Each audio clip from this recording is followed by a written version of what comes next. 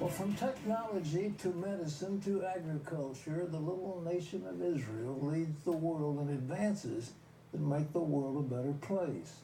Here's a look at just a few breakthrough innovations that have changed our world. From a device called the Nano Artificial Nose, which sniffs out cancer, to technology that gives sight to the blind and makes the lame walk again, Israel leads the world in medical innovation. Every day, millions around the world use some kind of medical treatment that came from Israel. Israeli entrepreneurs and scientists are also pioneers in agriculture and invented techniques that allowed the tiny nation to turn rocky desert landscapes into lush orchards and mosquito-infested swamps into citrus groves. And Israel has exported these techniques to the rest of the world. In his new book, Thou Shalt Innovate, How Israeli Ingenuity Repairs the World, author Avi George profiles wondrous innovations that are changing the lives of billions of people around the globe and explores why Israeli innovators of all faiths feel compelled to make the world better. Well, Avi's here with us. He asked me, well, what is your favorite part of the book? I told him I like the part about drip irrigation, but there's so much in here. Imagine a device that sniffs out cancer. Well, he's here with us, Avi George, and thank you for being here with us. Pat, it's a pleasure and an honor. Yeah. Thanks for having me this morning. Tell me, how come you brought this book out? What inspires you? Well, I knew that the Israeli innovations were changing the lives of billions of people when it comes to science, medicine, agriculture, and it's a featured story I knew I needed to tell. What is the secret sauce behind Israeli technology? And I believe it's universities, diversity, smart government programs, resource scarcity, hyper-resource awareness, and finally the prophetic tradition.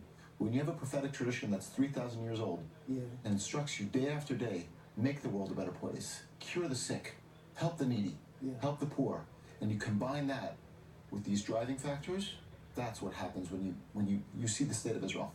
I mentioned drip irrigation, that Israel is short of water. I mean, the whole Middle East is dry and Africa is dry. Well, what is the secret there? Well, first of all, you have a country that is 60% desert, and it is the only country in the world to have declared water independence. Israel is the only country in the world that is independent of its neighbors and of the weather. And it's done this using drip irrigation, desalination plants, recycling of wastewater. Israel is the world's leader in recycling of wastewater and dual-flushed toilets. And as a result, Israel has more water than it knows what to do with. It is a water superpower. A water superpower. I remember they used to fight over the Jordan River. Who got a piece of it? Not anymore. If you look at it, actually, Egypt is going to run out of water in 7 years. Jordan is quickly running out of water. Even a country like Iran, in 20 years, 50% of its country's citizens are going to be water refugees. I tend to think as we look into the future, I'm extraordinarily hopeful, even if you just look at water. How did they do the desalinization? Is that a special process that Israel developed? As it turns out, desalination was innovated right here in the United States, but it was perfected in Israel in the late 1960s. Desalination, of course, takes water from the ocean and makes it sweet water. As a result of desalination, 80% of the country's needs are taken care of as a result of desalination. As it turns out also, California, Israel built the largest desalination plant in the Western Hemisphere right here in California. Israel built it in California? Yes, sir.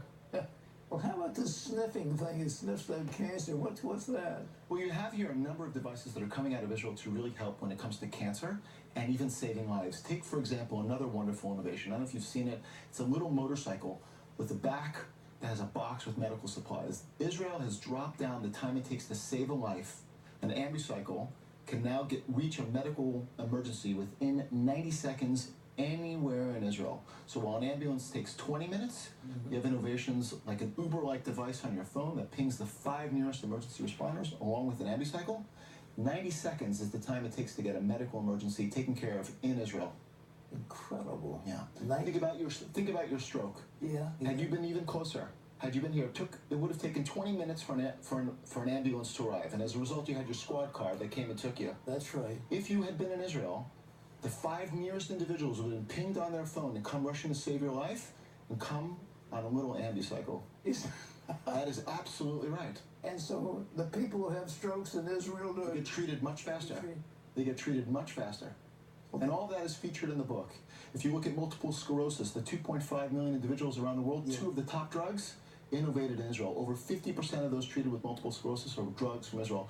Parkinson's, the methodology to treat a Parkinson's patient was developed, not the method, but the device that goes in to ping the brain and awaken it again, developed in Israel. It was actually developed by a company named Alpha Omega, which is obviously a reference to the book of Revelations, by a Christian Arab-Israeli company called Alpha Omega. And their technology is used all over the world, here in the United States. For your viewers who have had back surgery recently, they're probably using methodology developed in Israel. And we look at these devices and we look at these innovations, this is the heart and soul of the state of Israel. Warren Buffett just bought a lot of shares in a company called Teva, T-E-V-A, which I understand. Pharmaceutical company. That's a farthest. Yeah. What about them? So Teva produces some of the most incredible drugs on the planet. Take, for example, again, this drug for multiple sclerosis, Copaxone, which treats a very large number of individuals, comes from Teva. Warren Buffett clearly made a wise investment when he invested in Teva. Well, I followed along and bought a few shares too. I thought it was a good thing. Last thing, the Iron Dome. I was over when they were sending rockets, against Israel in that war that went on. But that Iron Dome has been very successful, and that was developed in association with America or strictly by Israel? No, it was developed. The R&D happened in Israel. Think about it. 2012 was the first time in human history that a projectile was knocked out of the sky in such a fashion. Israel did the research and development, but in large part it was funded by Congress. The Iron Dome is a wonderful example of what the collaboration can look like and should like between these two great liberal democracies. And what I want your viewers to take away is when they think of Israel, I don't want them to think of war and aggression. I want them to think of one of the most innovative in the countries that is improving the lives of billions of people. This is a country that is leveraging the prophetic tradition of 3,000 years and basically making the world a better place.